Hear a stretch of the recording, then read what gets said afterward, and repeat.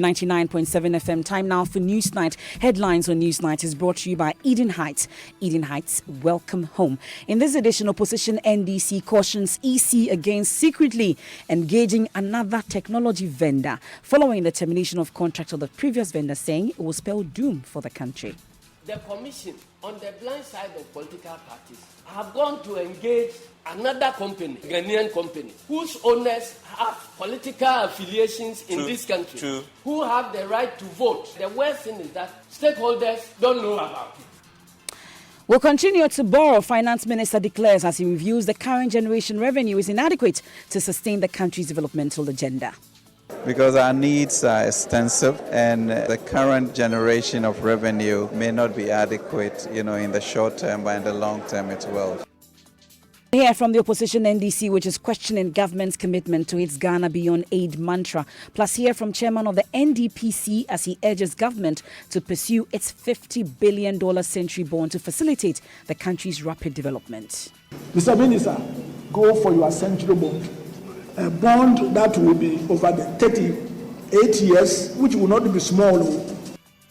Tonight, MPs push for better conditions of service, arguing that contrary to public perception, they are living a good life. They are, in fact, poor. People think these are people who are making money in this house. It's painful. People don't have money here, and people are not about money here. See the other members of parliament who have left recently or not too long ago.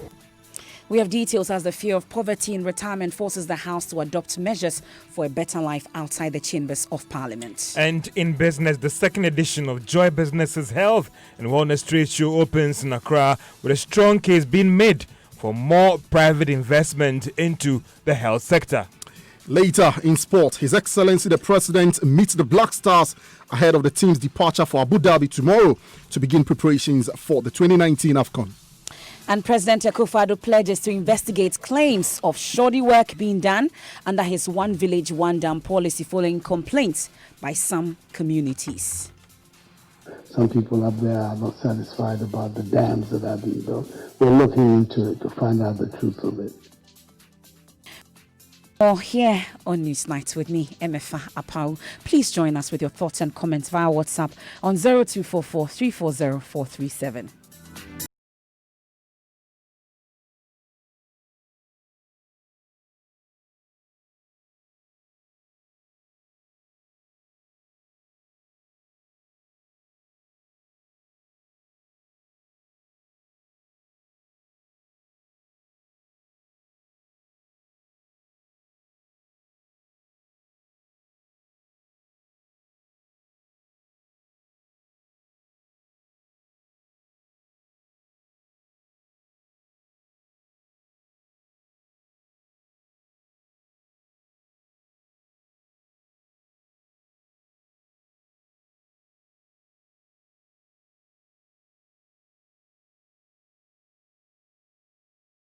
Night is brought to you by Puma Card from Puma Energy, cash-free convenience.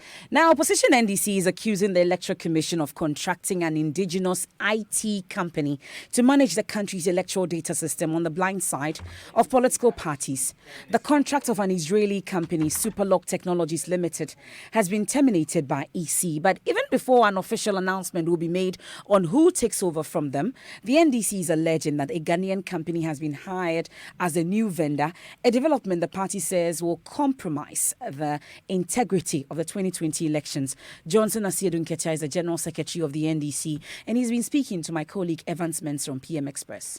One of the transparency measures that we put in place at the time we were going to procure this biometric registration was that you remember that there were concerns about stakeholders. Yeah. Some people felt that, well, the people at the commission are not trustworthy if data is not on paper and is now in computers. And then somebody has access who can go in at the blind side of the other stakeholder, it could generate problems. Yeah. So as I told you, that we were all part of the design of the system. So it was a collective decision taken at that time as a transparency measure that, look, nobody should have exclusive access to enter the system. So it's like a room where you are keeping your valuables, and we jointly own those valuables. So, transparency measure. You put your padlock on the door. I put my padlock on the door. Without me, you cannot enter alone, and without you, I cannot enter alone. So we have developed protocols at the commission where the vendor alone cannot enter the data. And then the commission officials also alone cannot enter the data until certain protocols are gone through. So before the vendor will provide access for entry or deletion of names from the register, there must be documentation which the vendor can show to everybody that, well, as at the last day we met, 20 million names were there. If 5 million have been added, this is the documentation based upon which the 5 million were added. And these are verifiable by all stakeholders. So that was meant to be a transparency measure. And indeed, the supplier had always been requesting whether Electoral Commission would want to take control of the keys. Afarijan had resisted the thing before he left. Charlotte Osei came. First, he was thinking the same way, that we are a sovereign country, and so on, so on, so on. So he was going to make these changes. When this system was explained, he said that fantastic. So this absolved Electoral Commission officials there of any blame if anybody raised it. Can you imagine what would have happened in the 2012 elections, where MPP alleged that Electoral Commission had added 300,000 names from elsewhere to the register? If the situation that existed at that time allowed the Electoral Commission alone to enter there and add names, can you imagine what would have happened to this country? So this is a transparency measure. Okay. So the EC has a key too. The EC has a key too. Just that they don't have it alone. They don't have the system is so designed that EC cannot enter alone. And the vendor cannot enter alone. But their presence or their approval is necessary for the vendor to enter. And the vendor also cannot enter unless instructed by the EC. Okay. So if we are talking about technology, we have been independent for so many years now. Ask yourself, why are we not printing our currency in Ghana? Because the technology doesn't exist. Look at the IT infrastructure in Ghana now.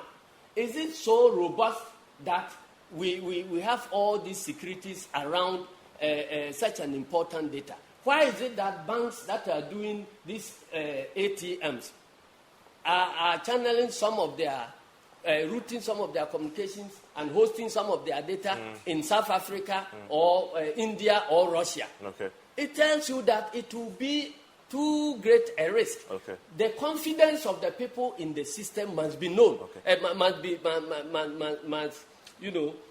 Must be established before you do your work. You can do all the excellent work at Electoral Commission. If people don't have confidence in the system, your work will come to okay. So,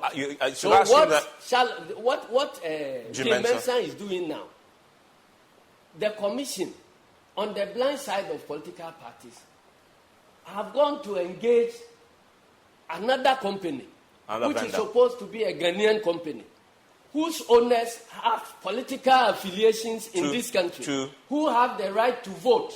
And they are going to control this key. And the worst thing is that stakeholders don't know about it. So how do you get to know this information? Come again. How do you get to know this? I am a General Secretary of NDC. So this company's affiliation is with which party? No, I'm saying whatever it is, they are registered voters. Don't they vote? Yes. They vote. So but you're suggesting that they I am saying they could be NDC, they could be CPP. So that's what you mean. Anything. Okay. But they have party affiliation. So if you say that the Israelis who have no party affiliation in this country, they cannot participate to ensure transparency, and you want a Ghanaian company whose level of technological capacity is far, far below what the Israelis are delivering. And you want them to have access to our data, add names they want, delete names they want, and they themselves are voters in this country. We were printing ballot papers outside this country until we developed security printing. You heard that the General Secretary of the NDC, Johnson Asiedu Nketia, in that interview with Evans Mensah. We've tried to get some reaction from the Electoral Commission, for instance. My colleague, Kwesi Parker-Wilson, has the details of that. What is the EC saying about this allegation? Well, so, MFA, the EC says they are not going to comment on this allegation. They are focusing on the upcoming limited registration exercise, but there's one thing they know, that they're still working with STL in this limited registration exercise. They're using the registration kits for this particular exercise, so they are still working with STL. Okay, so that's the EC's reaction to the allegations being made by the General Secretary of the NDC, Johnson Asiedu Nketia. You're still listening to Newsnight here on Joy 99.7 FM. What do you think? You can join us with your thoughts via WhatsApp is 0244340437. Now, we will continue to borrow. That's the latest declaration by Finance Minister Ken Ofori-Atta as the Akufo-Addo administration prepares to start the process of rolling out an ambitious 38-year developmental program aimed at achieving the status of a fully developed country. The ambitious program, christened Ghana at 100, will be implemented by the National Development Planning Commission. Later, we'll hear from the NDPC chairman, Professor Stephen Adeh, on the Commission's 7-point developmental plan to propel the country into a fully developed state. But Ken Ofori-Atta believes it is not out of place for the Akufo-Addo administration to continue borrowing, in spite of the fact that the NPP in opposition had campaigned against what they describe as excessive borrowing by the then governing Mahama administration. You may recall this. They met a debt of about $8 billion in 2009 beginning. $8 billion from independence to 2009. They have added, as of today, they borrowed up to a value of $34 billion. Now, by the end of this year, we are projecting that borrowing will reach $40 billion. Now, you will think about it. If you had $40 billion at your disposal over a 7-year period, just $40 billion, what have they done with all this money? Forget about the cocoa, oil, gold, and taxes. I'm just talking about the borrowing. What have they done with all that money? So that was the then vice presidential candidate, Dr. Mahamudu Bawumia, in 2015. Now, since the assumption of office of the governing NPP, they've been justifying its decision to borrow heavily and has come against criticisms from the opposition NDC. Well, Mr. Ofori-Atta, the finance minister, says government will continue to borrow to realize its vision for the country. He argues that the current generation revenue is inadequate to sustain the country's developmental agenda. He spoke to my colleague, Kwesi Parker-Wilson. Given the developmental agenda, you're going to need a really long-term instrument which will enable you to plan and execute the development in a time frame which will then allow you to generate, revenue from the projects to do that. And I think we need to keep thinking about it to be able to do that, because our needs are extensive and the current generation of revenue may not be adequate, in the short term, but in the long term it will. So that's a challenge for the country, and that's what the ministry will continue to resolve. And it's very justifiable that we continue to borrow to develop the country. No, the issue that you have to ask yourself is any project requires both equity and debt. And how do you combine that to good effect to ensure that you generate the revenue to support what you have borrowed? So it's up to us as a nation to find that middle ground to make it possible. But those who have argued that Ghana Beyond Aid doesn't require that we borrow to build the country, but that has been, and it defeats the vision of the NPP government. Borrowing is not wrong. It is if you have the resources to be able to pay it back and the balance that you achieve. As to where the resources will come from, you scan the international world, including your own domestic, and figure out how best you want to do that. I don't know, do you have a solution for how to raise the type of capital required to build your country? No, but of course, I mean, you are. I mean, Japan is like, 300% of debt over GDP, and why are they able to do that? Because they built the infrastructure to be able to generate revenue for that. But you go through a period to be able to get there. So I don't have any fixed views apart from sustainability. Thank you. That's the Finance Minister, Ken Ofori-Atta, there speaking to my colleague, Kwesi Parker-Wilson. Now, joining us on the line with some reaction to this is MP Ketu South and former Deputy Finance Minister under the Mahama administration, Mr. Fifi Kwete. We're grateful for your time here on Newsnight. So you hear the Finance Minister, we have a challenge as a country, and that borrowing in itself is not wrong. It's your ability to pay. Your reaction?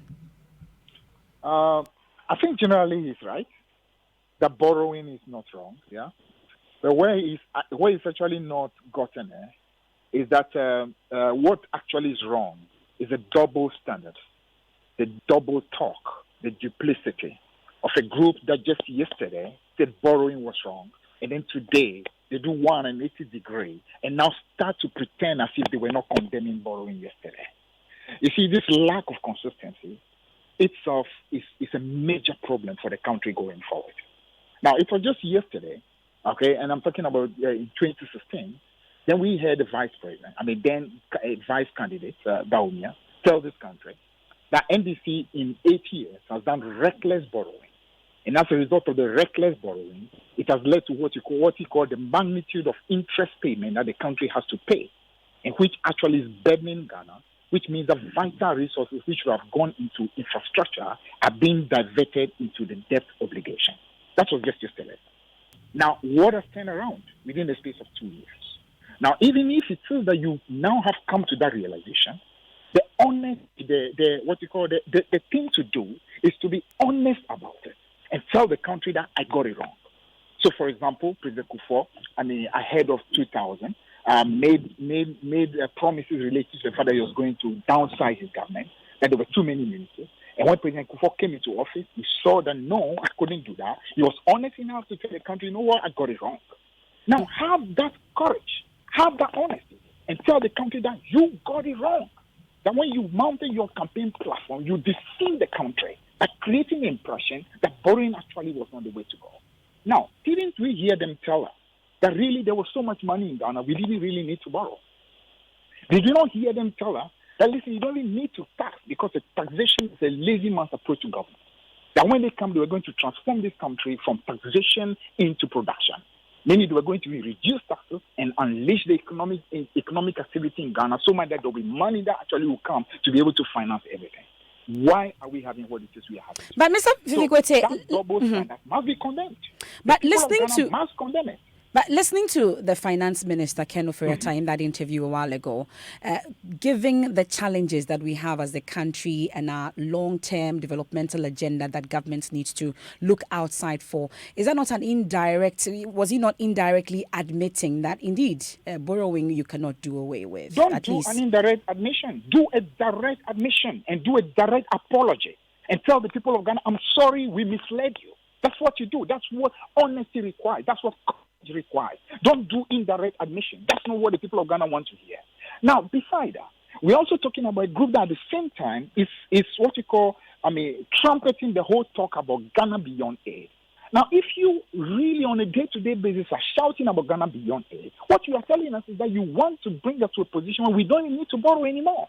But you actually are doing even far more borrowing. In fact, the last count, we're talking about 200 billion in terms of savings. 200 billion savings. That's the total debt stock of Ghana. Almost 200 billion. Within the space of 2 years, you've added what? You moved from 120 billion to about 200 billion within two years and maybe 3 months. That's alarming from a group that actually condemn it. They know, the worst part. The worst part is not actually that they are borrowing. The worst part is the fact that massive amount of it they are borrowing is going into consumption. And we're talking about the same group that yesterday, I am talking before 2016 elections, were shouting about the fact that this country was not investing enough in what they call the capital expenditure, that too much was going to consumption. Then you come into office. For example, let me give you an example. In 2018, when they did the Eurobond, they got about $750 million. Only 113 million went into infrastructure. The rest of the money, obviously, just went supporting the budget and effectively, supporting a lot of the consumption that we have. The same 2018, when they took about 1.5 billion savings out of GET Fund, to be able to support consumption. And then they turn around to come borrow $500 million to actually go in order to do some of the schools and some of the projects and the educational infrastructure. You don't manage the country that way. So not only have they gone full circle and are now doing heavy borrowing, the worst part is actually they are not even doing proper borrow. That, for example, we can point to what you call a gas processing. That's transformational as far as our country is concerned. You can talk to massive projects that you can see left, right, and center. That was done over the last 8 years under the NDC. Talk about, for example, raising debt from 120 billion to about 200 billion, and ask them to point just one major infrastructure within a space of 2 years. But is it inaccurate? Is it inaccurate that most of the borrowing we are doing now is to service the previous ones that you took, at least your administration, for instance? Is it inaccurate? In fact, the fact of the matter is that every single government, that comes, takes care of debts that have been there. That's the way. It's a normal practice all over the world. When we came into office in 2009, we had to take care of a lot of the debt that were left behind. Some of them from as far back as even military regions. So it's a normal practice. So that you must always discount. Of course. So that is the more reason why you can expect much in terms of what has been borrowed now, because we are servicing the previous ones. No, that's not true at all. We did a lot of that servicing. We did a lot of that servicing. We did a lot of mass investment in this country, whether it's education or it's into water or into health or into energy. Massive investment was seen all over the place. We're talking about a country that, as of 2016, had a capital expenditure as a percentage of GDP standing at 4.5. They've come into office, they've actually taken it to below, less than half of what it was. If you do that, you are endangering the very future of the economy. And the worst part, and let me tell you, it's going to be why. It's going to be why because they are playing to the gallery.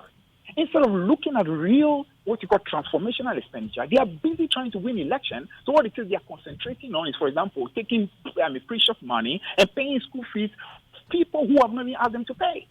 Instead of concentrating on those who need, they actually pay you and I our school fees when we can pay for our own children. And then you turn around to go and borrow. You don't do that. So briefly, before I let you off, Mr. Fifi Kwete, knowing what you know now, do you think that borrowing together with fuel prices and exchange rates should not be made a campaign issue after all? No, the fact of the matter is that in our history, the group that has consistently created the impression that borrowing was a problem is the NPP. They did that ahead of 2000 when they were shouting pipim all over the campaign trail. And when they came within a period of 2001 to 2000, they came and borrowed heavily. We thought they would have learned. But when they went back into opposition, exactly the same thing. It's almost as if they simply are unable to learn. We have never had an issue with borrowing. We've constantly told this country, in fact, right from Kwame Nkrumah. Kwame Nkrumah actually used to tell the forebears of the MPP that what you call borrowing, I call investment. And that has always been our belief. That listening is not borrowing, it's investment. But they have always tried, in order to win power, to deceive the country that borrowing is a problem. Then when they come, they do actually the worst of what it is they were condemned.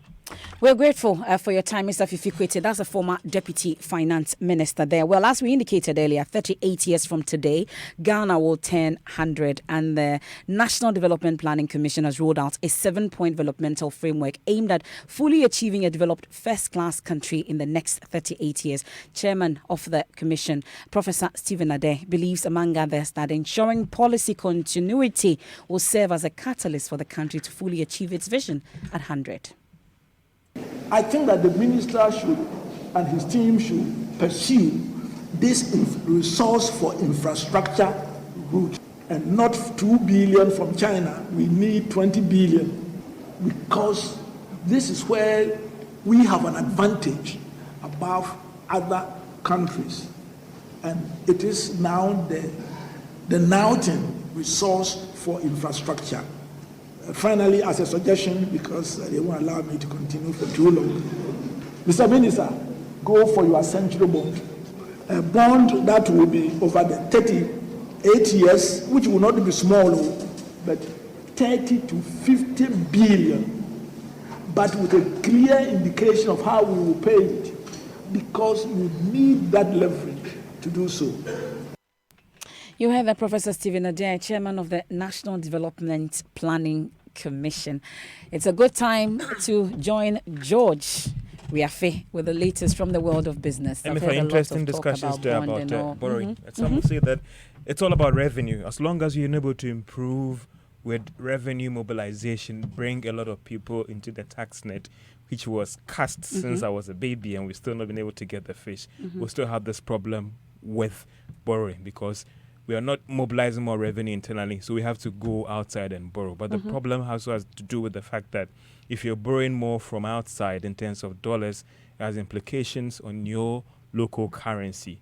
We are being classified at high debt distress. It has implications because we might be taking on too much as a country than having enough assets to back these borrowing and all those things. So they are quite interesting development there. But again, where are these monies going to? Okay. Are they going to sectors that would generate jobs, that would expand the economy, create the infrastructure so we can get more money from it? Or they are going to sectors, again, that we are not going to get something from? And those are the interesting discussions and debates that will not end anytime soon. Emifa. Take it away, George. Well, coming up in business, second edition of Joy Business's Health and Wellness Trade Show opens in Accra with a strong case being made for more private sector investment into the health sector. An African Continental Trade Agreement finally takes off today. We will explore the impact on the economy and manufacturing firms. The business news on Newsnight is brought to you by MTN Business. Welcome to the new world of business. Kingdom Books and Stationery, your number one-stop shop for all your office essentials. And First National Bank, we are the bank that understands your business. First National Bank, how can we help you? It's time to experience something different, unexpected, and definitely beyond banking. It's a new era at GCB Bank, Ghana's most welcoming bank, where we offer you a world of financial security, flexibility, and convenience. We swiftly serve you with over 180 branches and 300 ATMs, and provide e-banking solutions that make it possible for you to bank anywhere, anytime. When you need a personal loan, sooner is better than later, so we give it to you in 24 hours to make sure the experience is always memorable. At GCB, your opportunities are limitless and we keep you smiling at all times. We're bigger and better, ready to take you beyond banking. GCB Bank, your bank for life.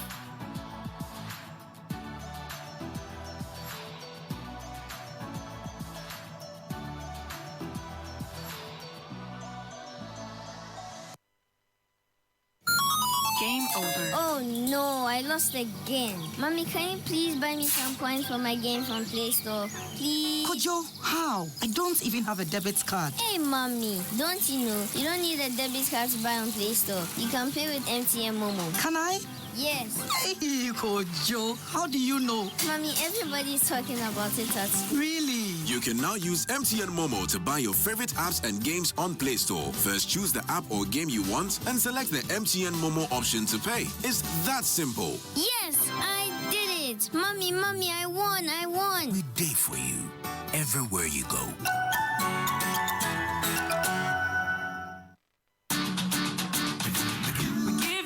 But the best, we stay above the rest. More quality, more affordability. Kingdom Books and Stationery. Everybody's going to the one and only shop where customer satisfaction is a guarantee. Kingdom Books and Stationery. Oh yes, with our 30 days credit facility with no interest charge, free delivery services, and our free consultation on setting up your office, Kingdom Books and Stationery is unmatched in our delivery of quality and affordable office essentials, equipment, and furniture. Experience world-class customer service in all our branches in Accra, Tema, Kumasi, Cape Coast, and Takoradi. Call us on 0302-764-101 or visit our website at www.kingdomgh.com. Kingdom Books and Stationery, your number one-stop shop for all office essentials and stationery. Terms and conditions apply. Mr. Bar has big dreams for his business, Bar & Co. Limited, and his family, making them a reality meant long drives and queues. He's lost precious time struggling to pay his suppliers in China, Turkey, India, and other parts of the world. With the First National Bank global payment via our online banking enterprise, he now pays for all that in the convenience of his home or office, giving him time to focus on family and growing his business. Use our online banking enterprise to access Forex when you need it. It takes a bank that does more to help your family. So who's helping yours? First National Bank. How can we help you? Honey, I need to get some. But I don't have cash on me. Let me get some fuel quickly and let's go. And how are you going to get the fuel? I thought you said you didn't have cash on you. What is this one? My Puma card. All it takes is a card. The Puma card allows you to buy fuel cash-free from all Puma energy filling stations. You can use your Puma card with any Visa points of sale and ATM across the country. The Puma card also works on mobile money. You get amazing discounts when you fill up with your Puma card. So register for free and get your Puma card instantly at any Puma filling station. And you only got one for yourself, eh? Yeah, would I have had my piece of mind? Oh, thank you, honey. And where are you going? I'm getting something from the shop real quick. I need to test the card. Puma card. Cash-free convenience.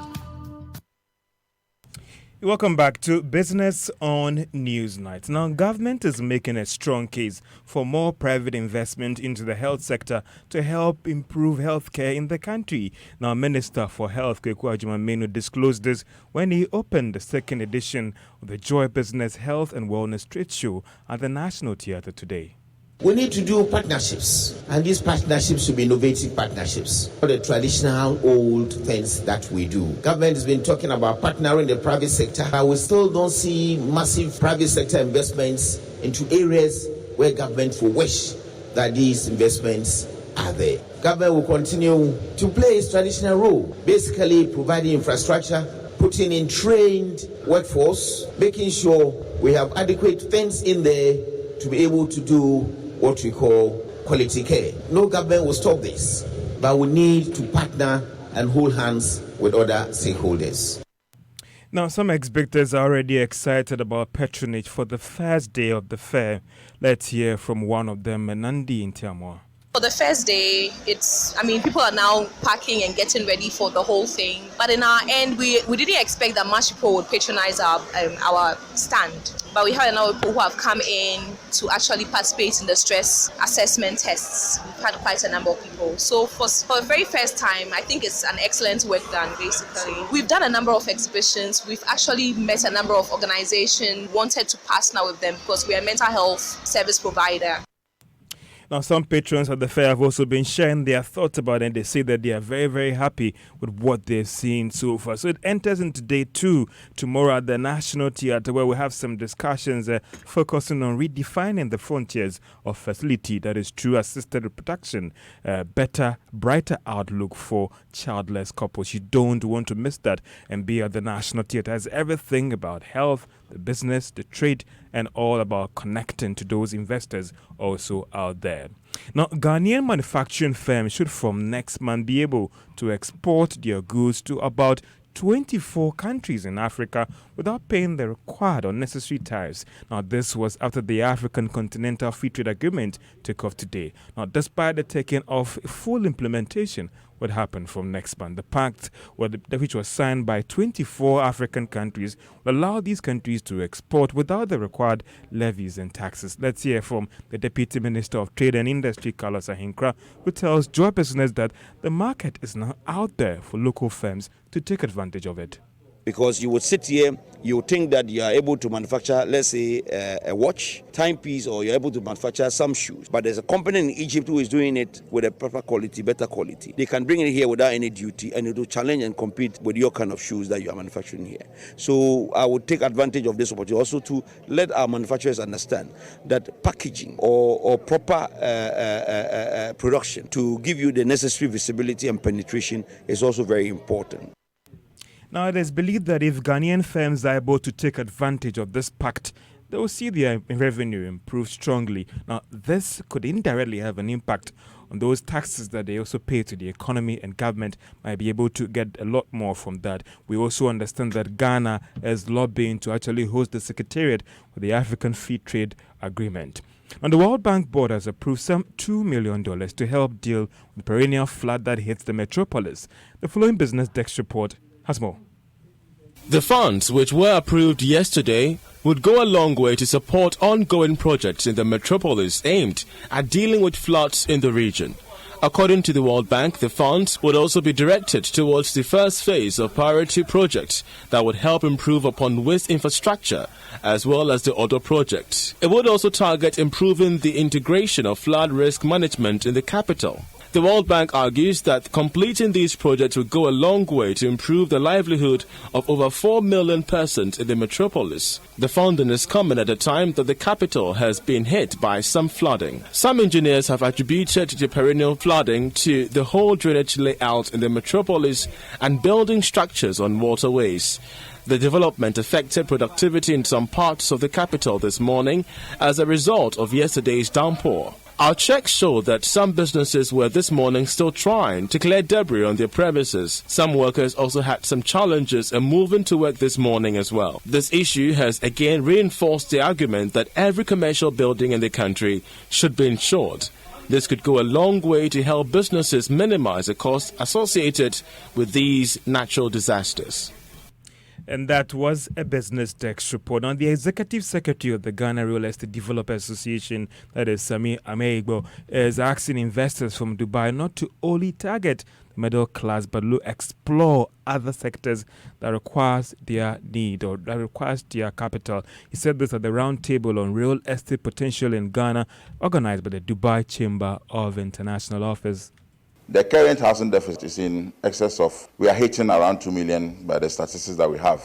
And it's an opportunity, except that I know my colleagues from Dubai are much interested in a lot of luxury housing projects. But the truth on the ground is the deficit we have is not in the luxury housing projects. There's still space for you if you want to go there, but the truth is that it is not in that area. It is in the middle to low income housing sector. So if you are interested in helping us, deal with our housing deficit, I think that is where you should be looking at. Executive Secretary of the Ghana Real Estate Developers Association, Sami Ameigbo, speaking there.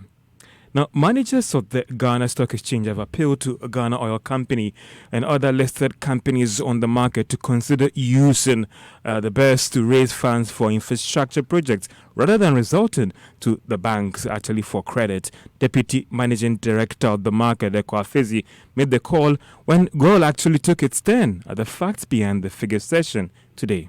The assurance follows calls for a fixed exchange rate for the various foreign currencies to deal with the challenge where rates have to. We apologize for that wrong sound there. Meanwhile, the managing director of Gold, Patrick Okoli, has said that the company would continue to sell its products at right prices to consumers on the basis of the exchange rate as well as international market prices. Let's turn our attention to the stock market. If you hold a share of a Cowbank today, you lost some 5 pesos on that, so it's now worth 80 pesos. EcoBank was up by 29 pesos, one of the biggest jump in value on the market this week, and is now worth 7 Ghana cedis, 79 pesos. I want to hear you talk something else apart from business. To regulate or not to regulate? Church? Yes. I don't think so. And I believe that the laws are there. Yes, in every, when the Bible talks about the weed and the tear, allow them to grow. Preach, my brother. At the right time, the farmer will come, the servant will come and pluck them out. So it's just a matter of time. And by their fruit, let us be discerning between those who are really called by God and those who are not called by God. My brother, we preach it. Thank you. That's George Eriafe with the latest from the world of business. But let's take some of your comments that you sent in via WhatsApp. It's 0244340437. And this one says, 2 Timothy 4:3, for the time will come when people will not put up with sound doctrine. Instead, to suit their own desires, they will gather around from a great number of teachers to say what their itching ears want to hear. Don't blame the so-called men of God, simply says. And this one from Wisdom, Inosu says, we need some sanity. Our churches should be regulated. Nana from Spintex Road says, it's about time the government regulates these new churches. It was done in Rwanda and it worked. We must go further to tax them as they are running businesses. It appears to some of us that there's some amount of hypnotism going on. That's your message, Nana. And this one from Daniel Osei, Kofi in Kumasi. He says, churches in the Rwanda are being regulated. We should not lose sight of the fact that due to the high unemployment rate in this country, many of these energetic youth capitalizes on stressful individuals to enrich themselves. And Wilberforce says, borrowing is not equivalent to aid. Ghana can borrow and still be without aid. Ben in Airport West also says, at first, only lazy governments borrow to build the nation. Now, dear, the justifying borrowing, then holding kinky parties to herald a successful borrowing. And on to some story that we are yet to do, but Kwesi is commenting on it. Kwesi Nadenta says, #poor MPs. Please tell the MPs if the kitchen is too hot, they should get out. Who forces them to be in parliament in the first place? After all, they are privileged to contract in this country. And a final one from Kujo in Accra. He says, my grandfather once told me that anyone who could not speak to his own words is a coward and indeed a liar. Some of your messages that you've sent in via WhatsApp, you can keep them coming in. But let's go on to that story that you're already commenting on from Adenta. It says, they drive in the latest four-wheel drive, earn good salary, receive rent allowance for a parliamentary period, and further paid an end of service benefit after expiration of their term. But members of parliament say they are poor and want a better welfare package. And the death of former NDC National Chairman Dr. Kwabena Gyeng, who was once a majority leader, has resurrected the push for MPs to get a better living condition outside the Chamber of Parliament. You can listen to Member of Parliament for Pusiga in the Upper East region, Ladi Ayamba. He led the chorus, drumming home the neglect their former colleagues are facing. While Dr. Kwabena Gyeng was not well, until he passed, there is one thing I have learned. And Mr. Speaker, your very self, you have mentioned this in the passing. And I believe some of us have also mentioned it in the past. That is the issue of coming to this house as a legislator, eventually getting out of this house and not having any support or any backing when you have left this house. We all know how difficult it is. At a certain point, he needed our support more than what we are talking about today. Today we are saying all the good things about him. But when he was there, when he was alive, lying there and shuffling between his home and the hospital, could we bring it up? Could we say anything about it? Did we remember him? Mr. Speaker, it is very important for us to draw lessons from some of these things and ensure that at least while we leave this house, there should be some kind of remembrance, especially the leaders. Let us look at how he has worked. Because at the end of the day, because of the nature of politics, you tend to find that when you leave this house and you are not careful, even the closest friend you have in this house would forget about you. Now, the Speaker of Parliament, Professor Michael Quay, says contrary to public perception that MPs are living a good life, the opposite is the case. He wants the House to urgently review the conditions of service and come up with appropriate welfare package. It's important for us to seriously consider matters relating to former members of the House. And we are in the process of speaking with State Insurance Corporation about an insurance. And we all know that the lives of many former members are not as we would like to see, to put it mildly.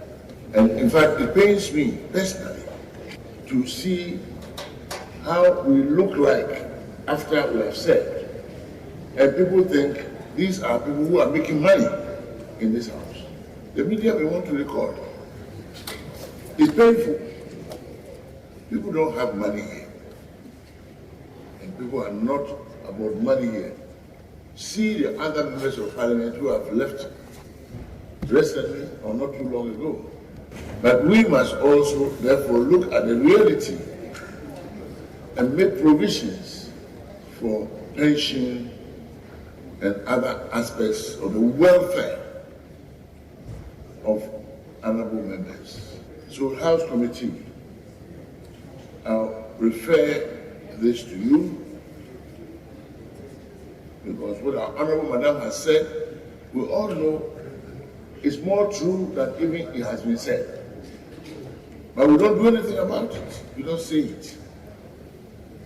Unfortunately, the public often don't come even sympathize with us for not saying these things. And they think you people have money, which you don't have. So I will say that House Committee and the two whips, majority whip and minority whip, will task you to examine welfare matters very, very seriously. So that's the Speaker of Parliament. But how dire is the situation for these members of Parliament? And that's the question my colleague Elton Brobe put to the MP for Sanorigu, ABA Fuseni. I can tell you that the lives of many former MPs is not much right from about. Indeed, many of them have left Parliament and they have become almost destitute. Because, like I said, there's basically no welfare issues taken up, either by the House itself or even as an insurance scheme for members when they leave the House. I can tell you that when members of Parliament are still active in their offices, the kinds of pressures that they undergo from constituents is unimaginable. It leaves them, in fact, a vast majority of them in debt. So whatever even they will get as gratia and others, sometimes it's going to be used to defray the debts, leaving them with almost nothing to look after themselves and their families. Apart from the end of service benefit, SNIT, you don't benefit from SNIT contribution? No, maybe I'm just saying that if many of them, especially if you have already retired, and we are this, there's no other benefit from whatever retirement package that you had before. Especially if you retired, even there are a number of them who even retired before they enter Parliament. So that is what you have to contend with. Many of it, much of it is not something to write home about. So basically, the issue is about the pressures that you usually endure as a member of Parliament. You have to commit your financial resources to helping others, leaving you with nothing. That is what happened. You see, especially with our current political dispensation. Let me say it without any this and that. Our politics is increasingly heavily monetized to the point that the pressure is on the MP virtually to provide anything you can imagine. So you heard that the Sanorigu MP, ABA Fuseni, there speaking to my colleague Elton Brobe. But you heard the Speaker direct the two whips as well as the House Committee to take a look at the situation, the conditions of service of members of Parliament. Already you've been texting about the situation, but let's speak to him. Mohammed Muntaka Mubarak, we're grateful for your time here on Newsnight. So you have a good salary as an MP, you have a V8, rent allowance, sitting allowance, among several others, and you're still complaining about your conditions of service? Good evening to you and your listeners, my sister. I mean, that is generally the perception out there. I mean, let me start with the salary that you are talking about. You look at the MP's gross salary, so it's having a very big salary. It starts with a 25% tax, which has been moved to 30%.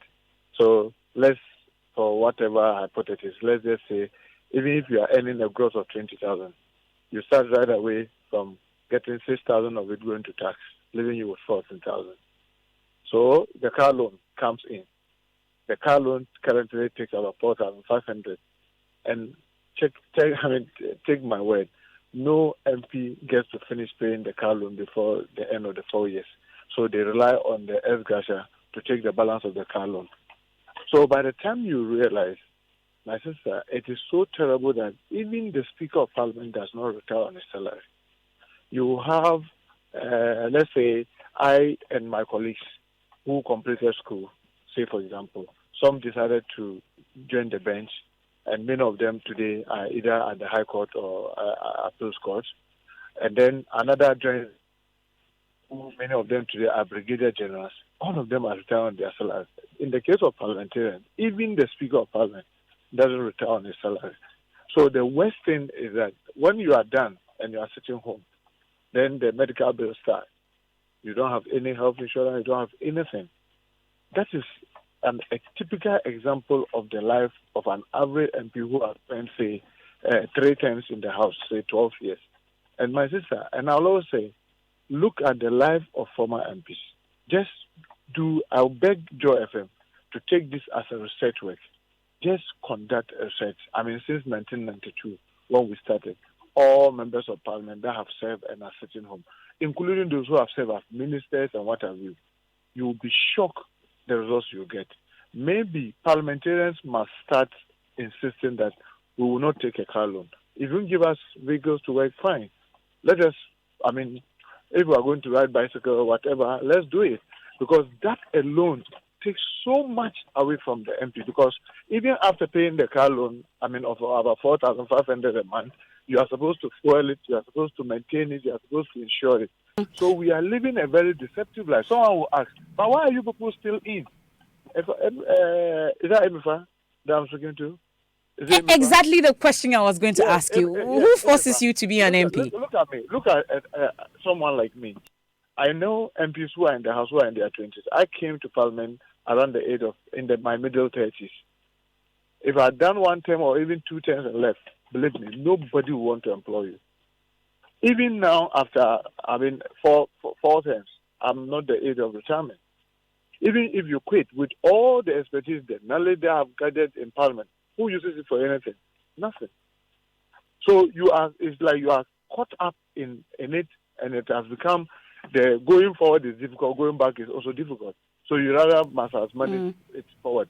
Because if you quit today, nobody is going to employ you. But so why are you living that deceptive life? Who forces you to drive a V8, for instance? If you have to take a car loan, is it compulsory for you to get a V8, for instance? Yes, you see, that's one of the things that I just wrote a memo to Speaker, I think about a month ago, that look, it is better. I mean, look at what's happened to our colleague Mama Yaga with special prosecutor.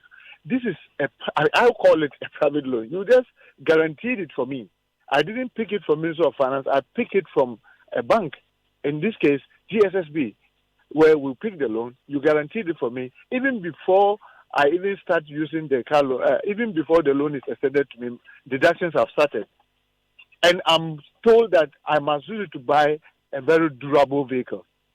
That's what is it. And what is durable? People, some I know have gone for pickups, those who are staying not far away from Accra, say Dodowa and its environs. But those who are coming from the north far away, my sister, you would need a 4-wheel drive to be able to run between your constituency and you see clearly. Look at the kind of vehicles that the government buys for the DCs.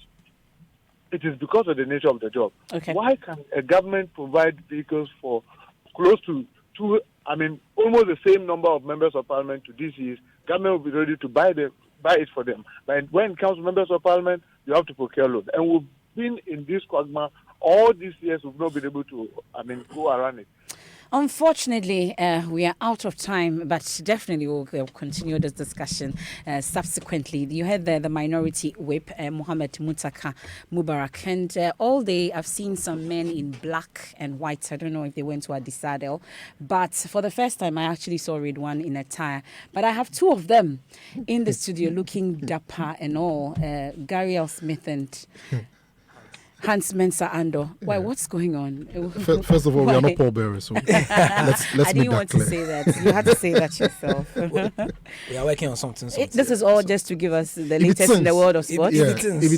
What's going on? Tell me. Oh, you will see. I'm sure those of you watching on Facebook, we'll pan the cameras and you see. So tell us about it. Give us a couple of weeks, you'll get it. Yeah. Okay. Right. Just take that one for now. Yes. Okay. We'll see. And talking of things, Excellency Nana Addo Dankwa Akufo-Addo will meet players and the technical team of the Black Stars at the banquet hall of the Jubilee House ahead of their departure for Abu Dhabi tomorrow to begin preparations for the 2019 AFCON. It comes after a week of tension related to the captaincy of the Black Stars, which required the president's intervention. Joining me in the studio is my colleague Gary L. Smith. And Gary, is this the norm that before the Black Stars depart for a major tournament, there is a meeting with the president? For the Black Stars, no. If you look at the history of AFCONs, it's always not been like that. Okay. However, if you expand it to continentally and globally, in some countries, depending on the situation in terms of the state of the team, the mental state of the team, if the vibe around the team is not good, the president may want to do that. And that's exactly what you can see President Akufo-Addo is taking advantage of. So this has become necessary because of the issues we've had in regards to... I think that he's made a strong case of the fact that he's interested in the mental health of the team before they go for the tournament. Some people say, there are so many important things to worry about, but if you look at the intervention, it was essentially just a 1 hour meeting with the technical team. It was just a phone call to Asamoah Gyan in the context of what the Black Stars mean in terms of the national psyche during the 1 month that the African Cup comes around or the World Cup comes around. Some may say it's worth it. So this evening's visit is just another step to make sure that, guys, as you go there, make sure you go and represent as well. And I think that if you look at the debacle of Brazil, a 1 hour meeting with the technical team as he did last week and a phone call to the now general captain Asamoah Gyan, and now a 1 hour meeting or 2 hour meeting with them at the Jubilee House before they plane to Egypt. It's a small investment or a small price to pay for anything that may happen that may be unsavory for the nation. So those are the underpinnings behind such a meeting tonight. What will be the response to people who feel that the president is getting a bit too involved with the Black Stars? Well, the Black Stars, unfortunately, for whoever asks that, hold a huge emotional attachment to people. People are invested in it. People who don't even like football will tell you that, who do you support? And we hear it on the sports shows all the time. Who do you support? They will say, I don't support Man United, Arsenal, Chelsea. I support Black Stars and a local team. Okay. They don't know the first player who plays for the Black Stars, but they'll tell you they support the Black Stars. So, in that case, that is why the president is doing this. Thank you very much, Gary. That's your sports. My name is Hans Mensando. Thank you very much, guys. And that's how we wrap up this evening's edition of Newsnight. There's more news when you log on to myjoyonline.com. Please do. I am MFA Paul. Thanks for your company.